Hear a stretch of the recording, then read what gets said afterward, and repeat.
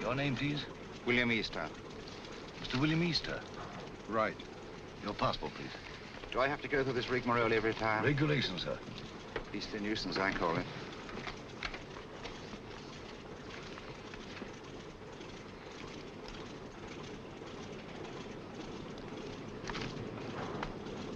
You'll receive your American visa in Lisbon.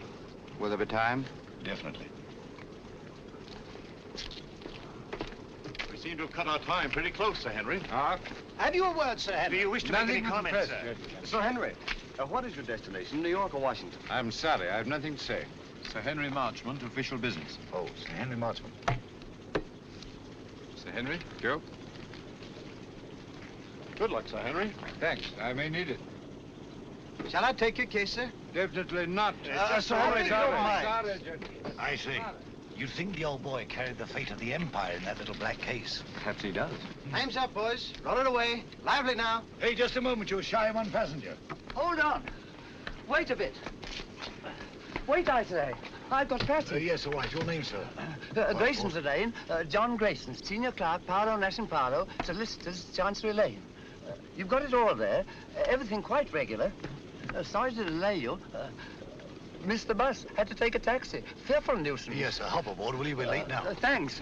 Thanks awfully. Sorry to delay. Thanks awfully. Right-ho, boys. Roll it away. Excuse me, sir.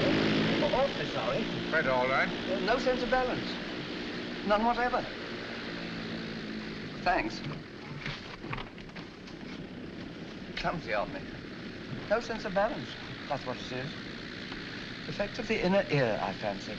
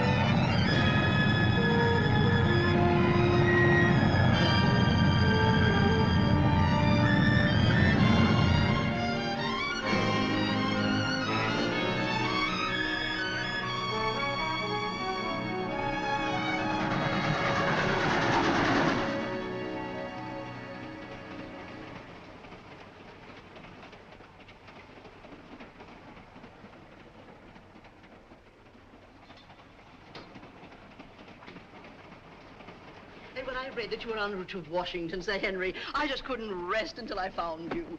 Now, when can you dine with us? Very kind, Mrs. Jellison. I'll put you first on my unofficial list. Oh, I have a much better idea. You must let me put you up during your stay. Thanks very Washington much, is so crowded. I'll put you in the blue room. Come in.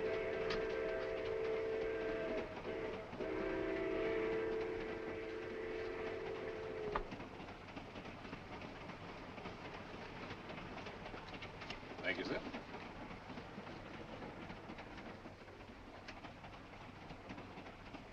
But if Sir Henry isn't the one, who is? I don't know. But the head received a cable from London tipping him off. It's up to us to find the real British agent before this train reaches Washington. Yeah. Whoever's got the document will be protected there. If Sir Henry isn't carrying it, I've got it. Besides Sir Henry and myself, only one man has come all the way from London. A chap called Grayson, John Grayson. Well, then Grayson's our man. Grayson's carrying the document, while Sir Henry's being used as a decoy. It's so old, it's new.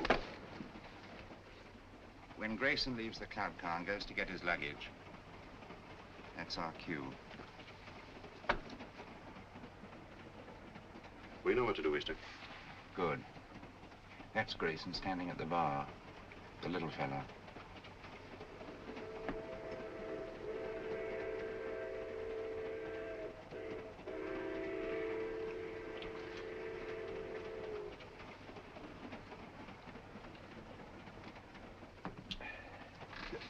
Excuse me, sir. Don't give it a thought, brother. I'm in politics. I'm used to hard knocks. I'm Henry Babcock, Senator Babcock. How do you do? John Grayson. Sit down, Grayson. Have a glass of grape juice from my home state. Used to know a man named Grayson. Mighty fine man. He was murdered. 2 grapes, George. On the fire, sir. This book has got me all confused. I do wish you'd set me straight on the international situation. Rather large order, I'm afraid. Oh, you're so right, Sir Henry. One must take the broader view, I always say.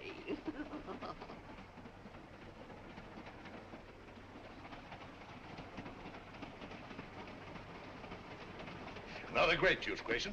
You can't have too many vitamins, I always say. Thanks, Senator. But if you don't mind, I'll have a whiskey and soda. Why, sure. George, bring him over, will you? Yes, Let's get a chair. I was built for comfort.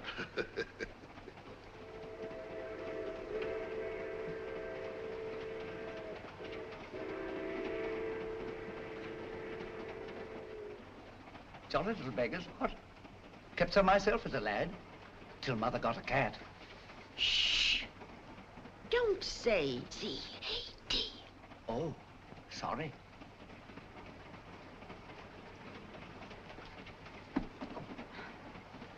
Permit me, ma'am. Oh, thank you. Very kind, I'm sure. Pardon me, sir. Here we are. Porter, Yes, sir? are we on time? Yes, sir. Be in Washington in 20 minutes.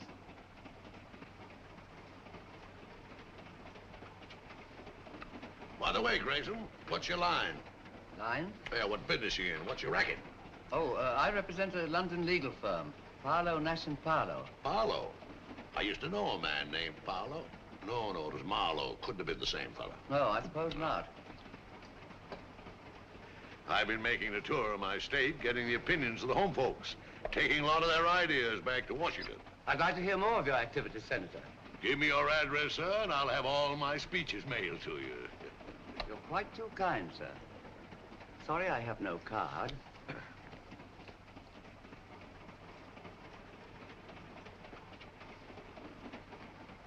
Oh, Porter. Yes, miss? Permit me.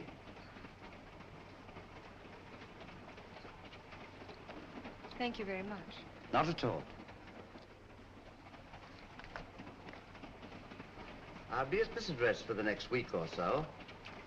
I hope. Thank you. I'll get my papers together. Pleasant meeting, my friend. Better look me up in Washington. I'll just get my bag. Thank you, thank you. Oh, I forgot to pay George. Excuse me, sir. What's the matter? Just a little blackout. Keep your seat. Just a little blackout. Keep your seat. Mice! Oh, dear. All gone.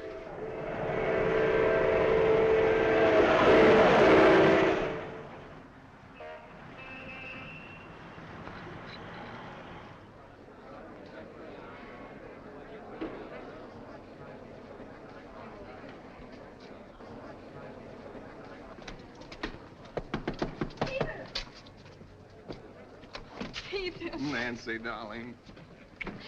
I didn't dream you'd be able to meet me. I got leave. Oh, darling, that's wonderful. Just 3 days. Oh, that's awful. We haven't a second to lose. First thing I did As I was saying, Sir Henry. was get this. Oh, honey. This finger. Well, I haven't had much experience. Look, day after tomorrow, your aunt's giving us a reception. Until then, you and I are going to be a couple of busy people. Oh, I beg your pardon.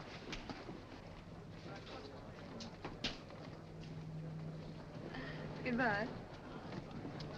Who's your boyfriend? You needn't worry. He just lit a cigarette for me.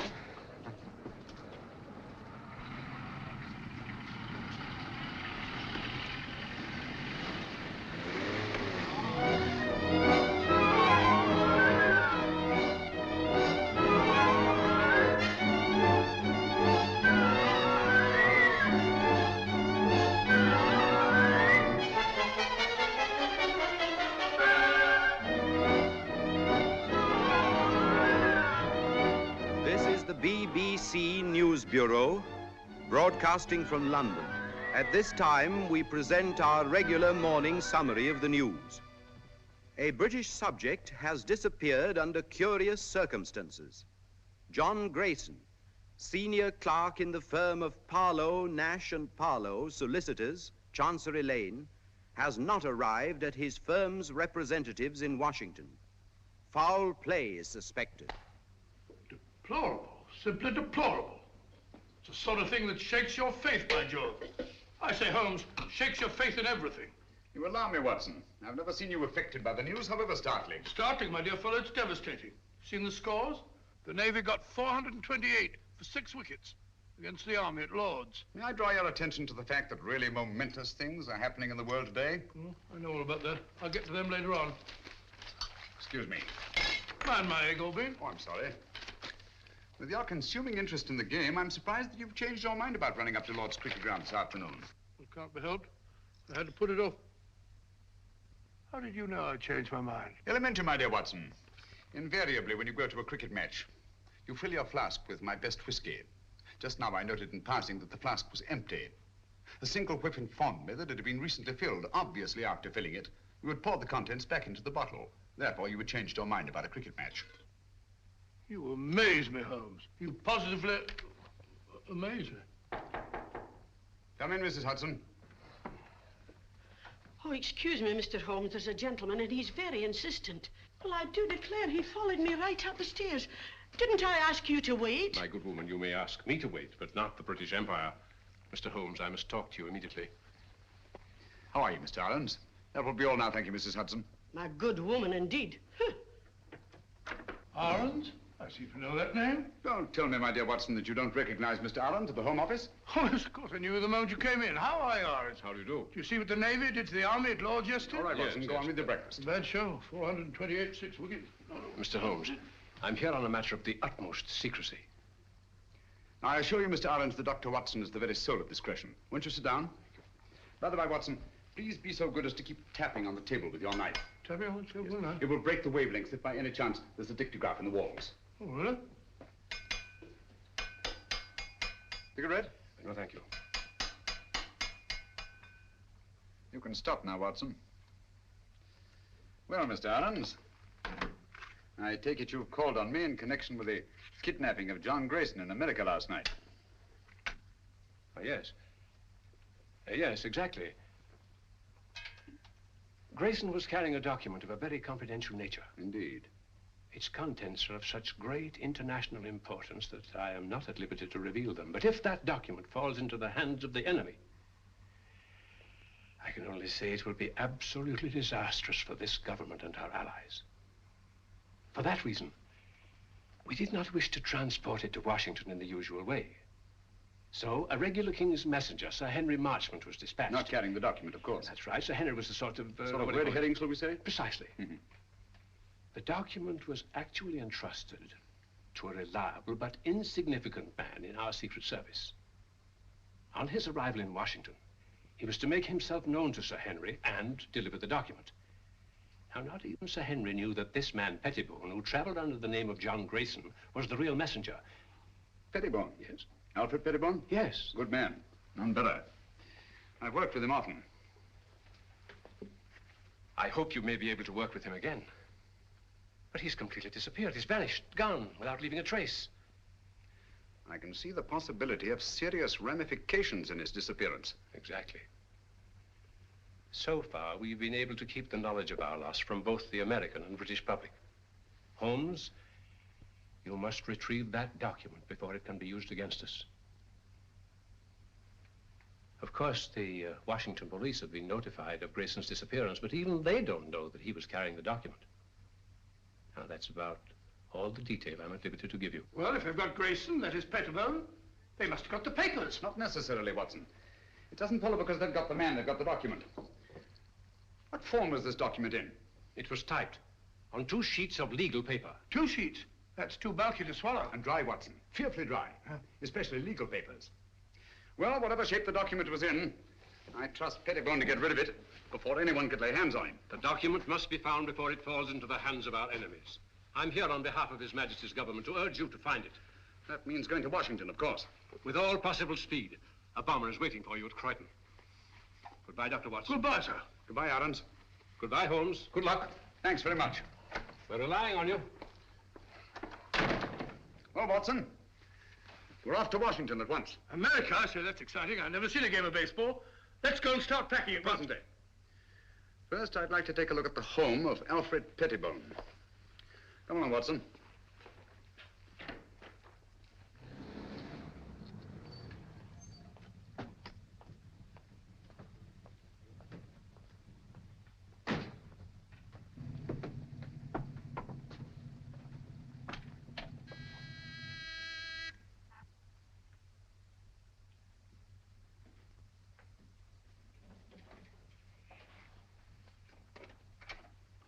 Why, Dr. Watson, what a surprise. And Mr. Holmes, won't you come in? Thank you. I'm frightfully sorry, but you won't find my son in. He's gone to Washington, some business or other. Poor fellow, I'm afraid that he'll never get used to the climate over there. Would you mind if we looked over your son's room? Why, of course. It's upstairs. Thank you. Some friends tell me it's very, very muggy, very sticky. I had a letter from Philadelphia the other day. Find his room in a dreadful pickle, Mr. Holmes. Quite ripped he is. If I as much as put my nose inside, as if I cared anything about his silly old collection.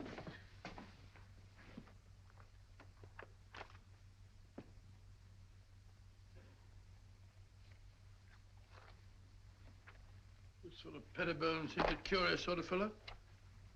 Sort of collector of collections. Postage stamps, military buttons, butterfly, I don't know, bugs, snapshots, all sorts of rubbish. Yes, I shall write a monograph someday on the noxious habit of accumulating useless trivia.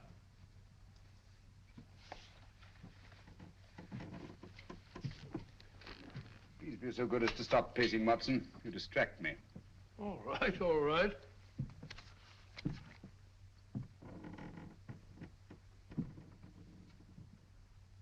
Unless I'm greatly mistaken, our friend Pettibone did not carry 2 pages of legal paper when he left this room. I wouldn't be too sure, Holmes.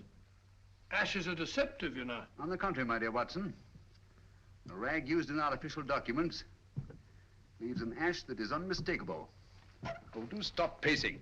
I'm not pacing. I haven't moved an inch. I'm sorry, old fellow. My error.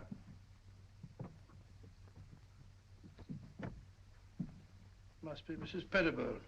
Heavy woman, light on her feet. Doesn't follow. Our friend seems to be quite a camera enthusiast. What's this? Cook F1.5. That's a very fast lens. F3.5. Summer. Copying setup. American match folders.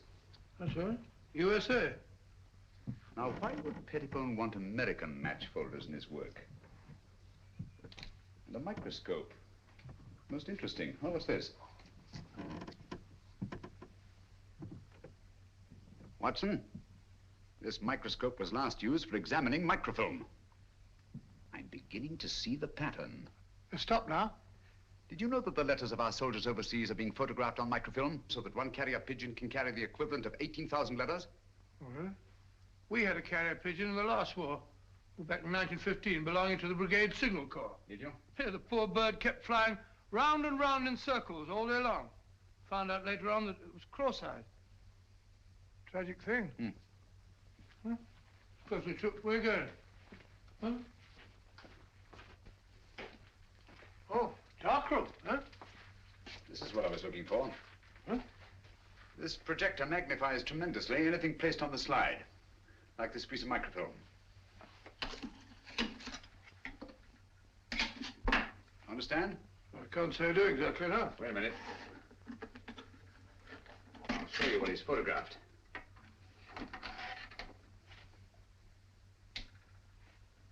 Oh, it's a match folder. What do you want to photograph that for? Probably to line up his equipment before he photographed the document. We've got it, Watson. Look over? Yes. Come along. Oh, it's all as clear as mud to me. Just as I thought. This document has been reduced to microfilm to make its concealment possible. Alfred Pettibone is a most ingenious fellow. A bulky document is obviously difficult to conceal. But 2 pages of estate paper, photographed on microfilm, would be reduced to a size no larger than a halfpenny stamp. Slitting a match folder with this razor blade, Pettibone placed the now minute document inside, stuck it together again, and there he had it. An American match folder, rare in London, but completely inconspicuous in the United States. Do you mean to say we're off to America just to look for a match folder? It's a big country. A big country, Watson. And a small match folder. Come along.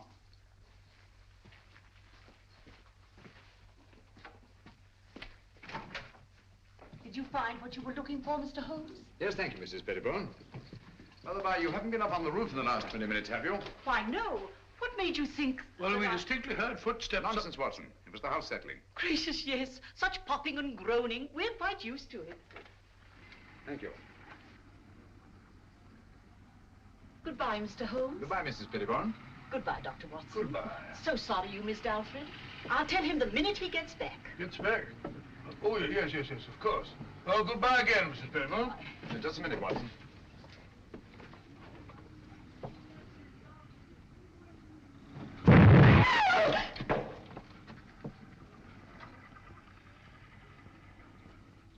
That was no accident, I assure you, Watson. Well, aren't you going to find out who did it? Time's too precious now. But at least I know they've learned of my entry into the case. They? Who are they? The same group that took Alfred Pettibone off the train on his way to Washington. A group that will stop at nothing to get their hands on the document he carried. Their leader is a clever, resourceful criminal who seems to have sources of information from everywhere. Oh, that means a worldwide organization. Who'll stop at nothing, you say? Quite. That's why we must get our bags and ourselves aboard that bomber without delay. We're opposed by an adversary worthy of our best efforts. At present, he has all the advantages. Even that of being only a merciless, nameless shadow. Think of it, Watson. In a few hours, we'll be flying out over the Atlantic.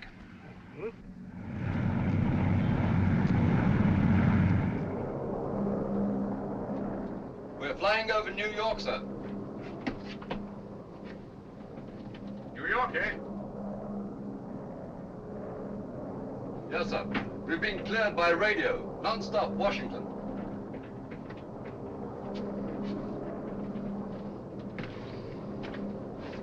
What is that book that so engrosses your attention, Watson? A book on the quaint customs and manners of America. We must be halfway across, and I've only got to page 37.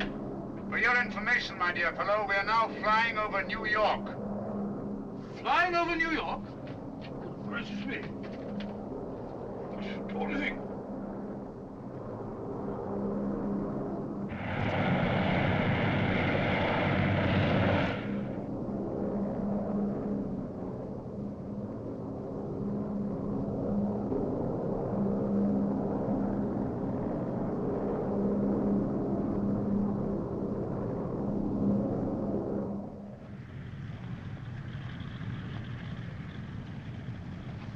Embassy car, Mr. Holmes. You're being very helpful, Mr. Lang. Detective Lieutenant Grogan of the Washington Police. How do you do? Welcome to Washington. Thank you. This is my associate, Dr. Watson. How do you do, sir? How are you? I suppose I should say, how are you, buddy? What's cooking? Oh, come along, Watson. Oh, it says it's in the book. What's cooking?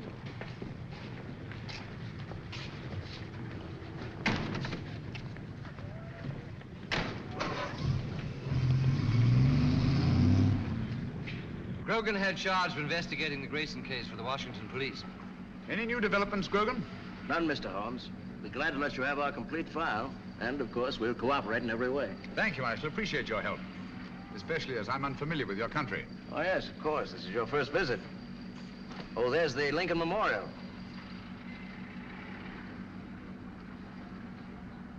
Most impressive. Oh, by the by, Mr. Lang, thank you for your cablegram. I received it just before I left London. Cable? I sent no cable. About our reservations at the Hotel Metropole. Why, no. We thought you'd stay at the embassy, of course. Look at that. Well, since some strange person has taken such an extraordinary interest in my welfare, I think I shall stay at the Hotel Metropole. Oh, Mr. Holmes, there's the Washington Monument. There's the Capitol, Mr. Holmes.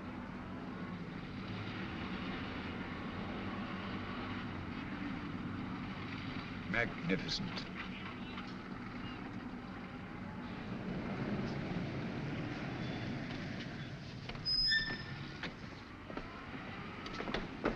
We're expecting you, Mr. Holmes. Thank you. I questioned everybody known to have been in that club car, as a matter of course. Sir Henry Marchmont confirms that Grayson had contact only with the people on this list. Now, he had a drink with Senator Babcock, and he chatted with a Miss Pringle about some mice she had in the cage, and he picked up a book dropped by Mrs. Jellison. Not very much to go on. How many of these people have been attacked already? I've heard about your deductions, Mr. Holmes. Well, Senator Babcock was held up on his way from the station, with nothing taken. And Mrs. Jellison's home was ransacked that night. And she found the book that she carried from the train literally torn to bits. That's right. Miss Pringle? Well, Miss Pringle says someone released the mice from the cage during the night sometime, and she found the cage torn apart. What happened to the mice, I wonder? An intriguing line of thought, Watson, but not essential to the case. Mm-hmm. Apparently, Grogan, they're still looking for the document. I'd very much like to have a look at that club car. Well, that'll be easy. I have the car held in a siding in the railroad yard. Good. But we've searched the car thoroughly, Mr. Holmes. We couldn't find a thing. Well...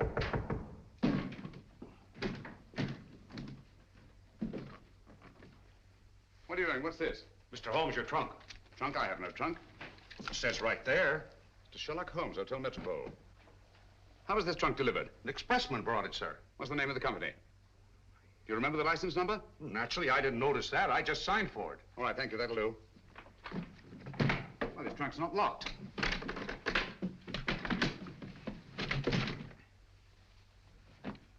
Great Scott. Poor chap. You recognize him, Mr. Holmes? Yes. Who was he?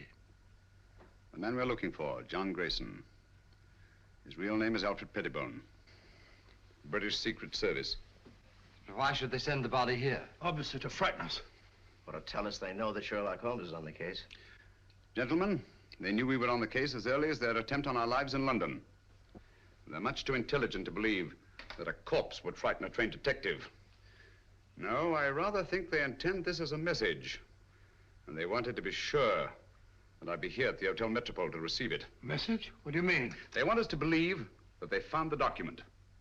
And therefore have no further use for Grayson. Well, if that's true, then we're done for. I'm not so sure that it is true, Watson. If they have the document, why are they wasting time sending me this? No, it's an attempt to throw me off the track. Grogan, you've a police laboratory, of course. Certainly. I'll see what I can find out about the body. Yes, whatever marks it reveals. And the trunk. A microscopic examination. Everything about it. The lining, the blanket in which the body is wrapped, everything. Let nothing escape. We have the best police laboratories in the world, Mr. Holmes. I beg your pardon, Lieutenant Grogan. You see, I'm so accustomed to working quite alone at my lodgings in Baker Street that I sometimes forget the more modern scientific methods so particularly effective here in America. But if there's anything there, they'll find it, Mr. Holmes. While you're doing that, I'll take a look at the club car. Coming, Watson? Here we are, Mr. Holmes. I have the port, as you asked, and the railroad company sent Mr. Moore to unlock for us. Delighted. How do you do? Very good. Let's go in. This way, gentlemen. Well, it looks as if the police have made a thorough search. Whoever did it, it wasn't the police. There have been visitors here. Since our friend Grogan. My goodness, look at our car. Talk about a blitz. I say, Holmes, if Grayson hid anything in this car, it certainly isn't here now. Not necessarily, Watson. If you'll help me put this place in some kind of order. Yes, sir, boss. This would go about here, I imagine. That's it, boss. Yes, and, yes. wait a minute. Oh, yeah, that's certainly more like it. Yes, sir. Thank you. That'll be all. Watson, will you be Mr. Grayson for the moment? Grayson? Oh, if you want me to, old man. What do you want me to do? You're having a drink at the bar. Oh, drink? Oh, that's not a bad idea. Drink at the bar. Bring me a whiskey and soda, will you, Stuart? Stuart? Sorry, Dr. Watson, but the bar's closed. Oh, it says the bar's closed. According to Grogan's reconstruction of the scene, let me see. Yes. Grayson pauses at the bar while Senator Babcock moves across and sits down here. Do you mind being Senator Babcock for the moment, Watson? Going up in the world. Sit down, please. Now, Miss Pringle is seated there. Over there, Watson. Hmm?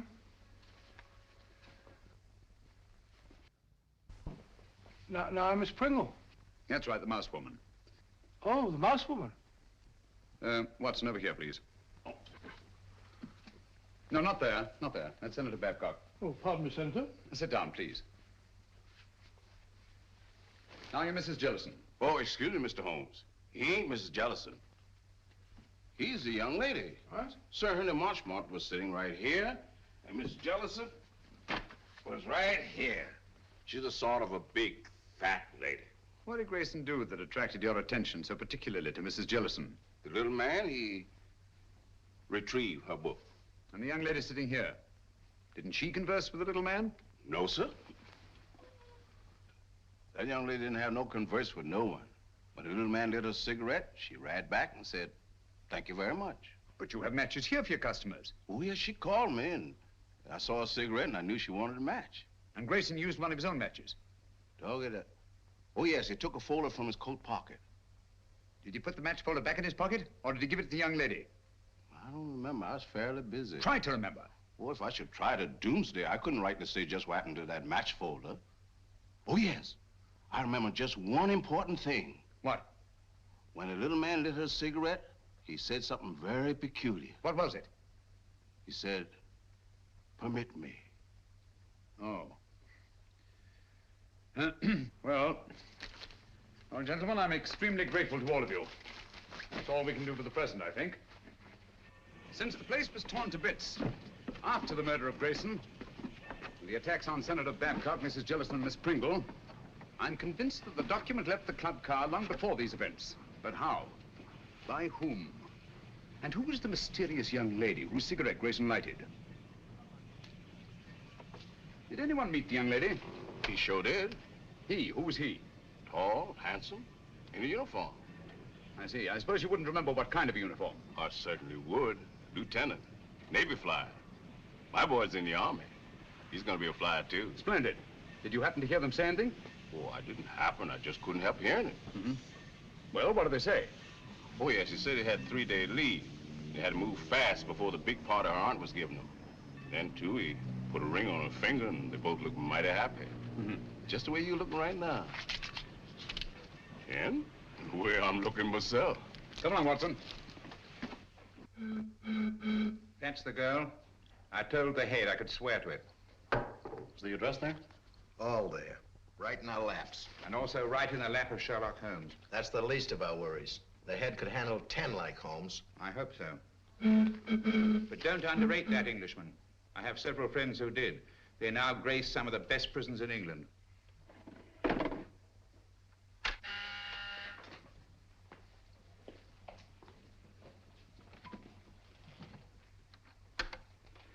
Yes, sir? I talked to the catering company. It's quite all right. They could hardly refuse me. It's the Acton Company. The Acton Catering Company. Yes, sir. I know what to do.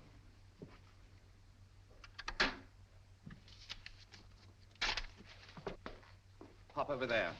You're going to work for the catering company. Right. When you get in the house, find out all you can. Katie. Yes? You're to go as a guest. Will it be safe? It'll have to be. I'll try and get in the girls' room. Unless you hear from me, carry on as we planned.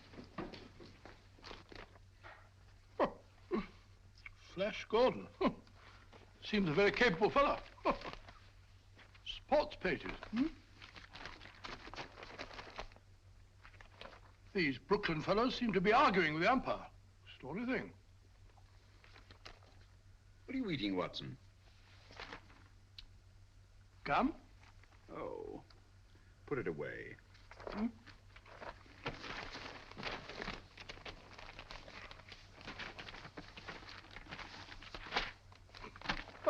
Never seen you take an interest in the society columns before. It's a concern I'll drop at once, I assure you, Watson. You found what you're looking for? Well, how do you know this is the girl? It would be an extraordinary coincidence, wouldn't it? If more than one naval lieutenant in Washington were to become engaged in the last few days to a girl from New York whose aunt was giving them a reception. By Joe, you must be right. She's a pretty girl. Yes. He's walking around with dynamite in her handbag.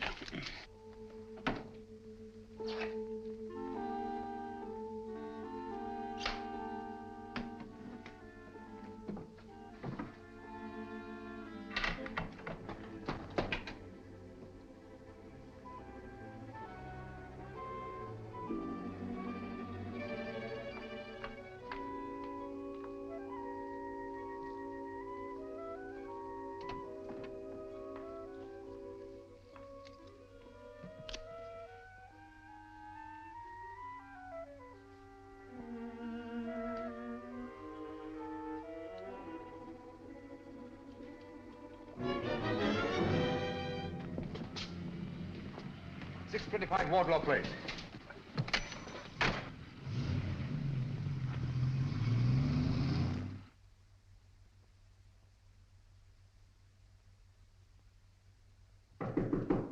Who is it? Me, Pete. You can't come up here. I did, though. One get you two. That party's gonna be awfully dull after this. Let's not go. Let's go away and get married. You've only got one more day. That's an idea. No, we can't do that to Annie. I'll tell you. Let's sneak a look at the new apartment. It was awful sweet of Auntie to give us the whole floor of this house for our apartment. The least we can do is let her have the fun of showing it to us. Okay. Let's face the party. I'll get my bag.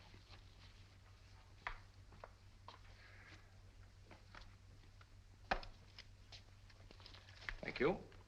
Oh, no, you don't. That's the way I got them.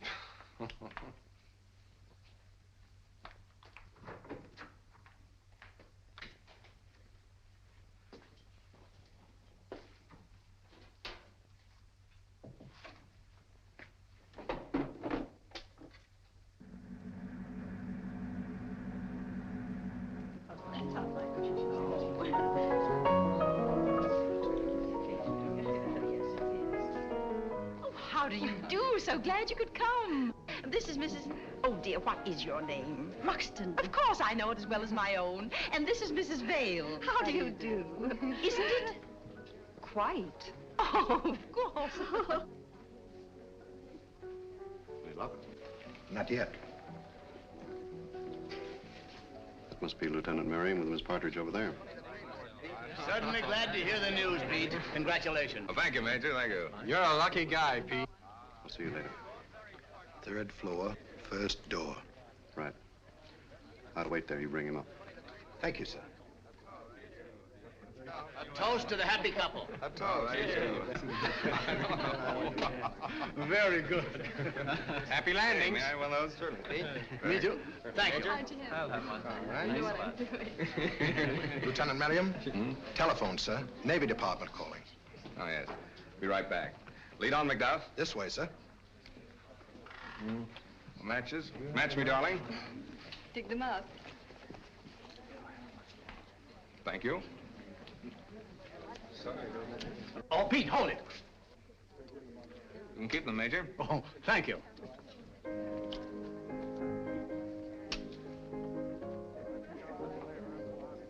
Thank you. Not Not for me, thank you. No, thank you. Why up here? They said it was private. There's a phone in here, sir. Hey, it's my new apartment. Miss Partridge didn't want me to see it till after it was finished. Here you are, sir. Quite a smell of paint, sir. In here, sir. Thank you.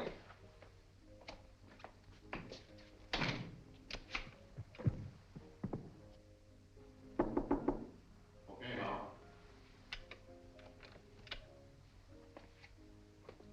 We should get some action, Sir Henry, with Sherlock Holmes in Washington.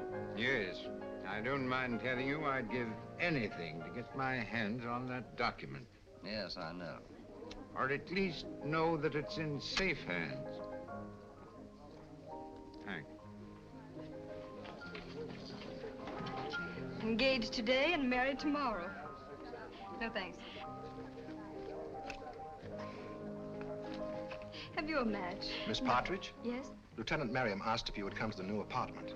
But he's not supposed to see it yet. The new apartment? He must think you're already married. Yes, I don't dare let that man out of my sight. Excuse me, will you please? Surely. Oh, I'm so sorry. May I? Thank you.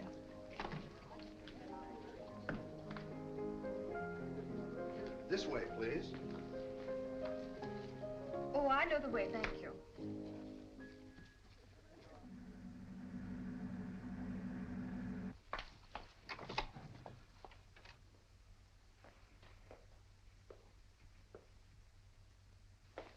Peter, where are you?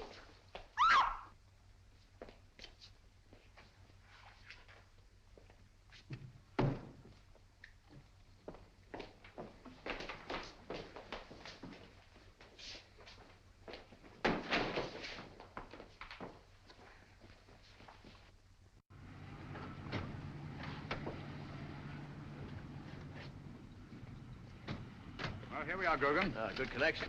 We'd better go into the party. Well, I think you better go in first, Mr. Holmes. I'm not very good at this sort of thing. I think you do all right.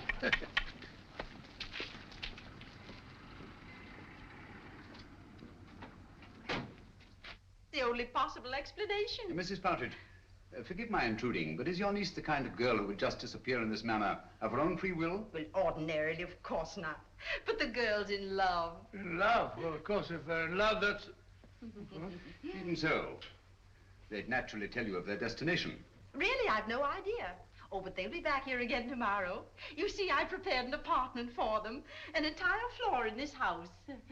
By the by, Mrs. Partridge, I gather the rug you ordered for the apartment was not entirely satisfactory. Oh, those tiresome workmen. I told them not to come in here this afternoon, but they did. And walked out with the rug, which they no doubt informed you had been sent by mistake and would be replaced tomorrow. Yes, but however did you know that? Show me the apartment.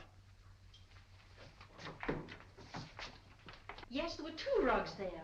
One for the living room and one for the dining room. All your workmen wear rubber-soled shoes, do they not? Oh, but yes, always. Their company requires them to. Nevertheless, there have been leather heels on this floor. And a woman's heels. Very recently, I should say. Not yours, Mrs. Partridge. But recently enough, so that no dust has had time to settle in the imprints. Stay over there, please.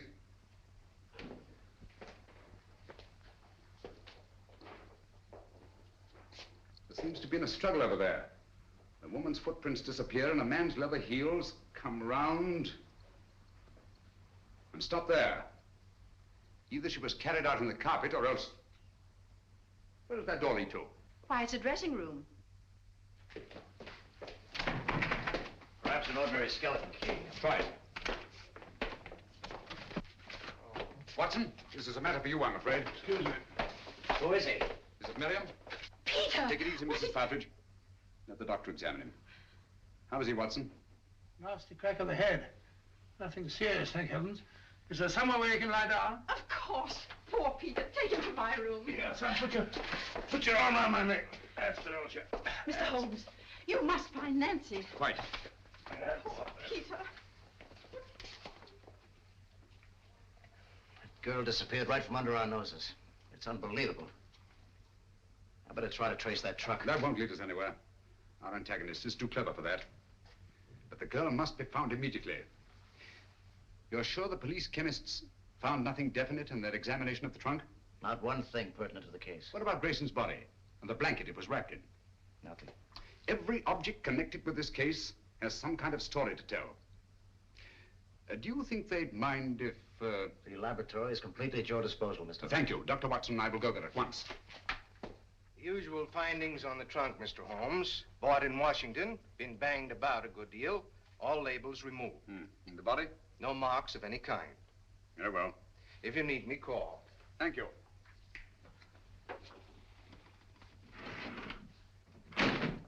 Watson, please. Just tidying up a bit.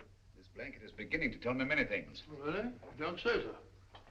It only remains to translate them properly. Yes. And just as I thought. This blanket has had a most varied history. It's been on many a sea voyage. The latest not 6 months ago. Since then, it has been used to wrap a multiplicity of objects. Carvings of teak wood, candle snuffers made of pewter.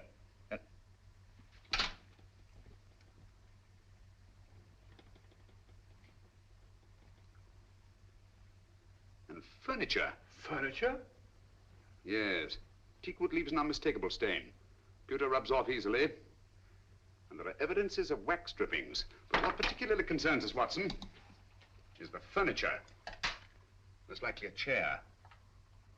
Louis the 15th. In yellow and maroon satin. What do all these things suggest to you, Watson? Let me see. An aunt of mine, Matilda, lives in Brighton. Very old-fashioned. Very aged. Exactly. Antiques. We've a lot of ground to cover before nightfall. Ground? What ground? If necessary, all the antique shops in Washington. A-N-T-I. There we are, antiques. Antiques? What connection is a Louis XV's chair with this partridge girl? This sliver of wood came from a Louis XV chair that had once been wrapped in that blanket. From other evidences the blanket supplies, I deduced that it's been used in an antique shop. And whoever controls those antiques murdered Grayson and kidnapped the girl. What? That's it, Watson. Come along. Before the girl's kidnapper becomes her murderer.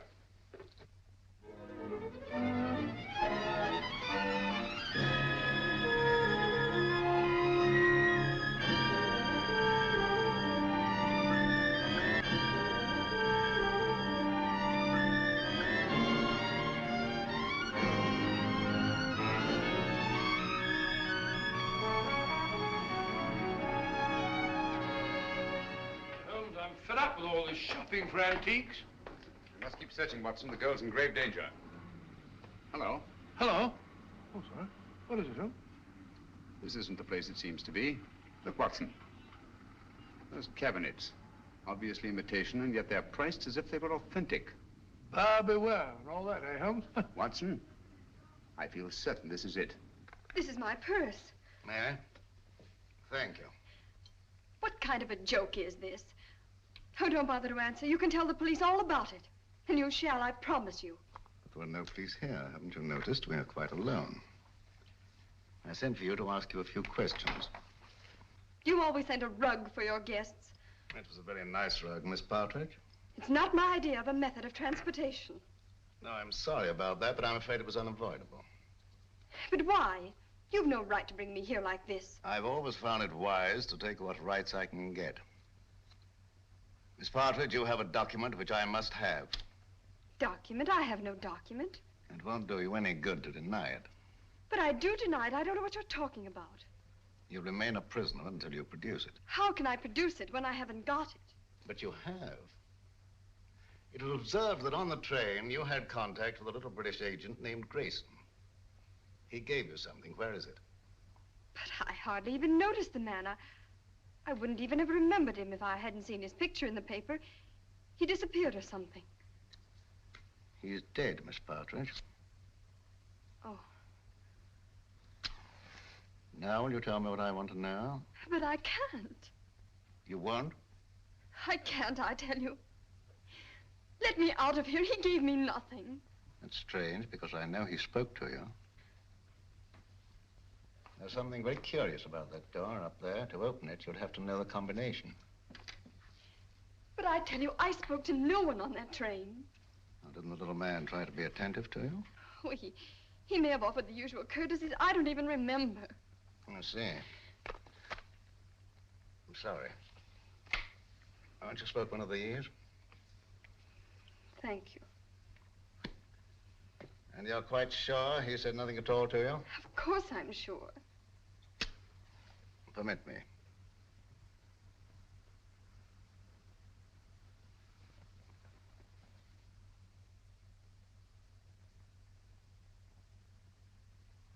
And you're certain that nothing passed between you? I'm certain. Mr. Howe, please. I must ask you to trust me with your bag a little longer. I have an eccentric interest in the linings of purses. It's a foible. Ah, you know Mr. Howe, I believe. Mr. Howe is a gentleman of unusual accomplishments. Under his influence, I've known people talk fluently who never talked before. But I don't know anything, I tell you. Nothing. Nothing, I swear it. I don't know anything.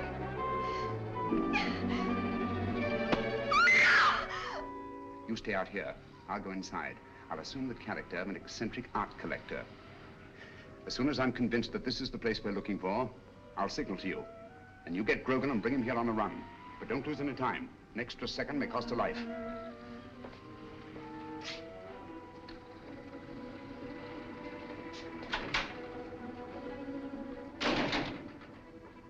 No, madam, I don't know who she is. But notice the modeling. It has good symmetry, good lines. Oh, I'll be right with you, sir. No, thank you. I'll just take a look around.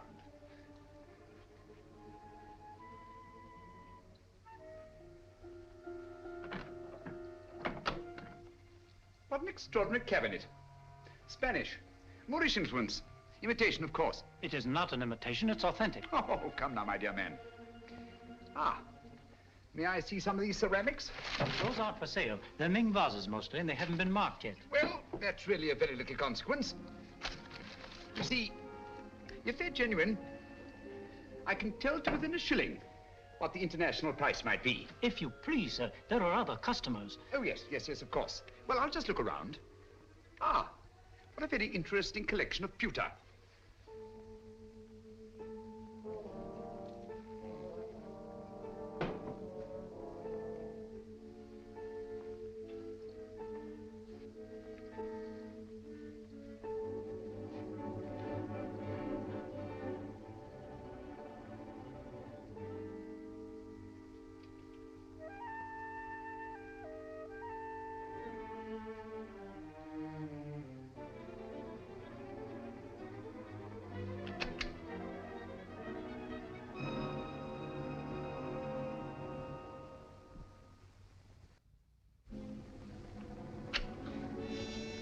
That'll be $500. Now, would you just give me the address where you want it sent? Yes, Mrs. J. Wellington, Jr. DuPont Circle.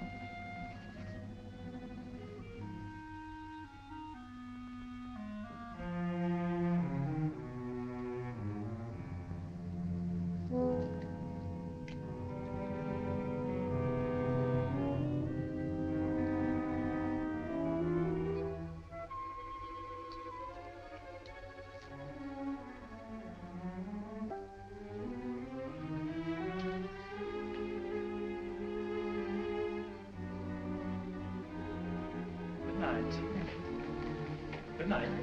I'll have it sent out in the morning. Oh, dear. I'm most terribly sorry. You've broken one of our best pieces, sir. Ming Dynasty. Tang Dynasty, not Ming. Definitely not Ming. It is my business to know, sir. The pottery is Ming and worth $2,300. As we're closing for the evening, I must ask you to settle at once. Oh, nonsense, my good man. Tang pottery is worth $600 at best. Just a moment, please. Yes, of course. Hello? What's going on up there? A customer dropped a valuable piece of pottery. I'll finish with him immediately. How can you say that it's Ming? 2,300 fiddlesticks. You asked $2,300 for something that's worth no more than $600. I demand to see the proprietor. Now, wait There a are minute, bureaus for please. the protection of innocent customers. Show me to the owner of this establishment, or I'll turn the entire affair over to my legal representative. Ming, indeed. Just a What minute. chicanery, what skullduggery. I mean to put an end to it this very night. Ming for Tang, indeed. And I won't be put off. Call the proprietor immediately. Very well. Just a minute. Yes? This man's mad. An eccentric collector. I can't get rid of him. He insists on seeing you in person. All right, stall him for half a minute, then send him into my office. I'll get rid of him and quickly. Oh, how? No screams till the customer's gone.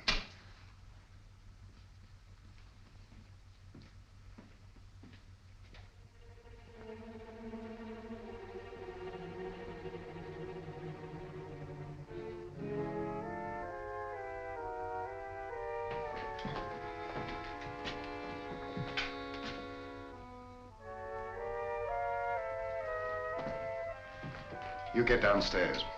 Yes, sir.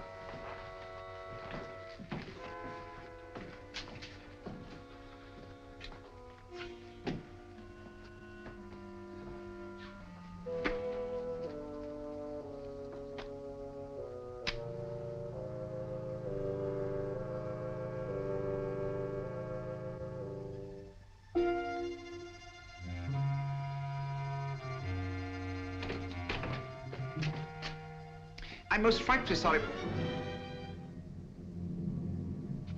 I'm most frightfully sorry about the vows, but really, sir, your clerk is guilty of attempting the most obvious fraud. You see, he tried to convince me that I'd broken a Ming pottery when anyone could see that it belonged to the Tang era. Its value is no more than $600. All right, you pay him the $600. We'll call the matter settled. Oh, thank you very much, sir. Thank you. I'll send you my check in the morning.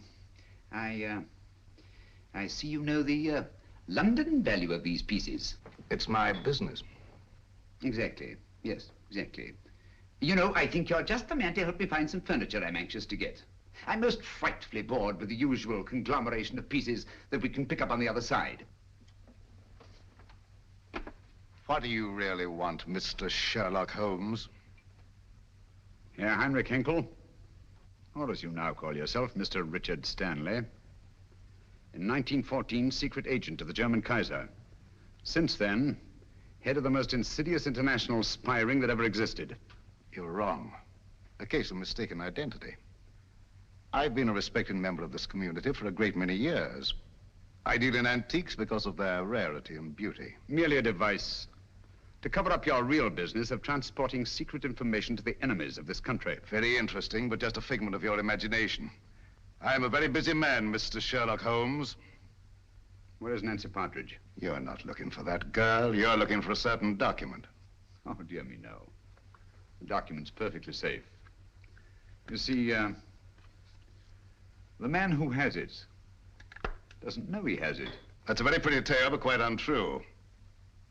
The only man who had any contact with Grayson on the train was Senator Babcock. The senator doesn't have the document. We took the trouble to find out.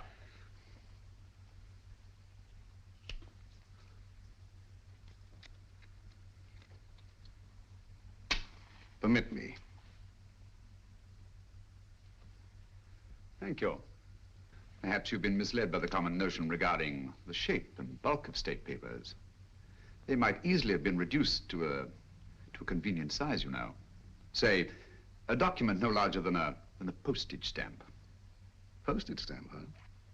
That's a very interesting theory, but not supported by the facts. And quite beside the point. Where's the girl? She's not here, of course, but you're quite at liberty to look round if you care to. Thank you. I shall do so.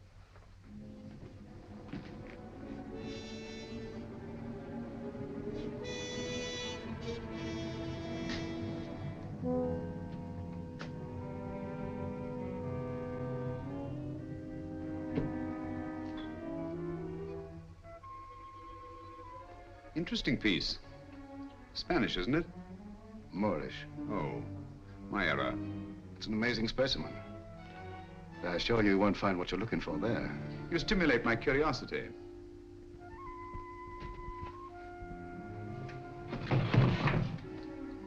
This This might be interesting.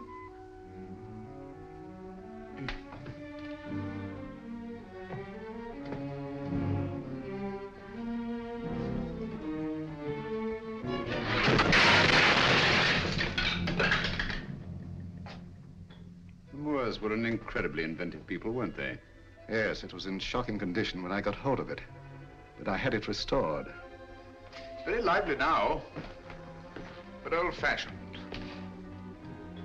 If that's the best you can do, Mr. Stanley, I think I may safely examine the rest of the room. Now, help yourself. Thank you. Take your hand away from that drawer. Mr. Holmes, you didn't think I was going to draw a weapon. I never touched the things. How odd to find you squeamish.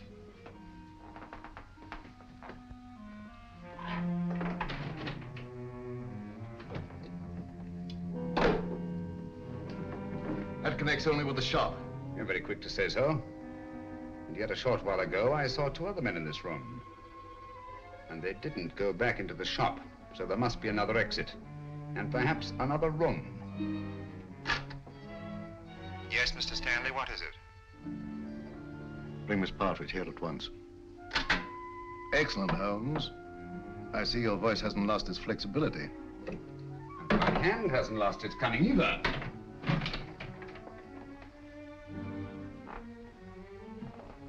When they come here, tell them to leave the girl with you and to clear out.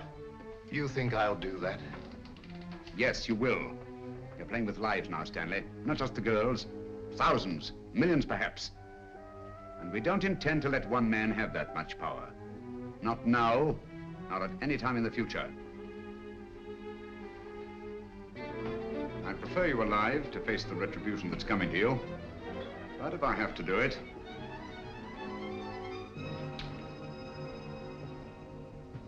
All right, Mr. Holmes. I suppose we must all meet our match sooner or later.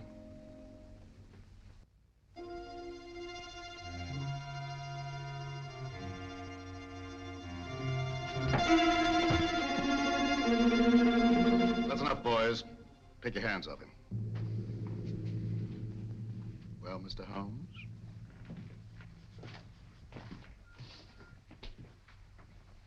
Tell the clerk to go home and see the front door's locked. Well, Mr. Stanley? It's the last trick that counts, eh, Holmes?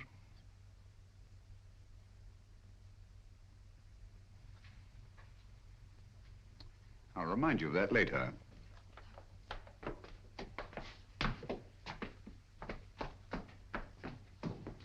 Miss Partridge, allow me to present Mr. Sherlock Holmes, the world-famous detective. He's come to rescue you. I don't believe you. Oddly enough, he's telling the truth. My name is Sherlock Holmes, and I did come here to help you. But I seem rather to have missed it. I'm sorry. I'm afraid you've had a bad time. Oh, that doesn't matter. It's Peter. They say they'll do something to him if I don't tell them. They say they've got him. Cheer up. He's quite safe. A tough customer like Peter isn't disabled very long by a clout on the head. He's all right. All okay, Mr. Stanley. Look here, Stanley. This girl knows nothing. I promise she won't even identify you. Well, unfortunately, she knows enough to hang us. So do you. I'm surprised at you walking into a trap like this, but you see the position I'm in and what has to be done. Katie, how?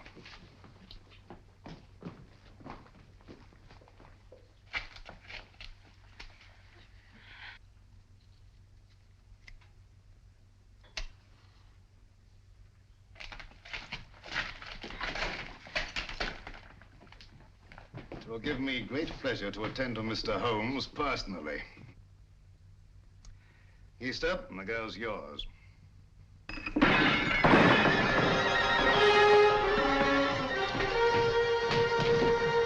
It's the police! Open up, it's the police.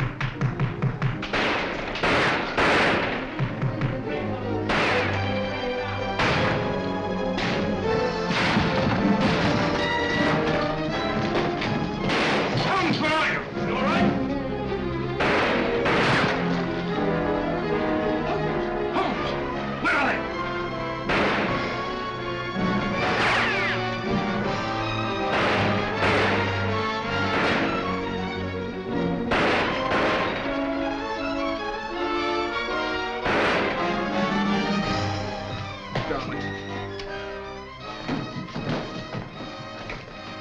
Holmes, you're safe.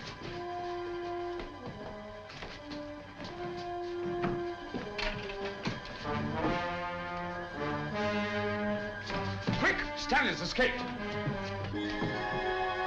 All right, boys, bring them along. Come on, Lieutenant. Let's go, sir. Send it off this building. Double quick.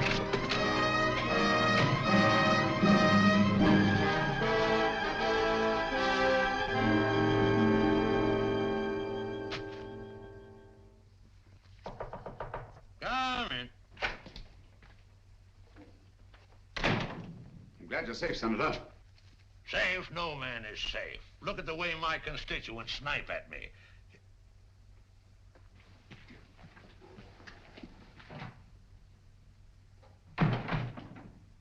I don't recall seeing your face before, stranger. I don't think we've met.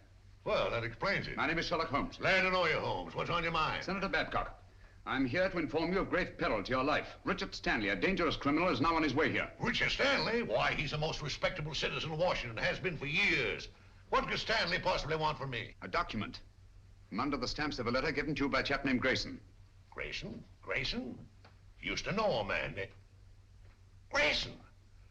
Why, that's the fellow disappeared. Say, I got that envelope right here in my wallet. Now, what does Stanley think could be under these stamps? A secret document of grave import.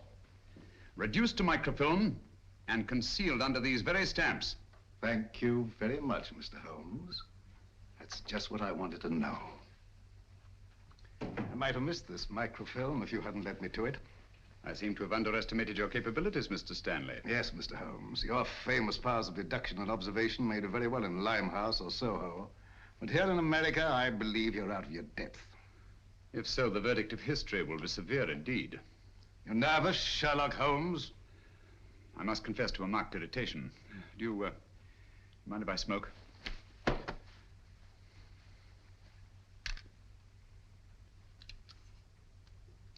Thank you. The whole course of the world might be changed by your acquisition of the microfilm. Oh, it will be, and for the better. Have you a match? You can keep those. Thank you. And now, if you'll pardon me, Mr. Holmes. Why don't you do something, Holmes, if that thing's so all-fired important? The English senator. Cricket, old boy, always cool in the crisis. The last trick, eh, Holmes? Yes, the last trick. Say, you're a smart fellow, Holmes. Here's the microfilm, Holmes. Thank you, Senator.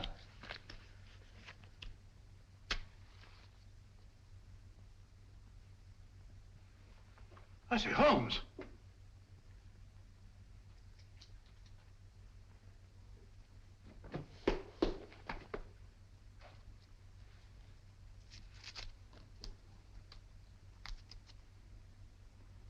This is the microfilm with the document on it.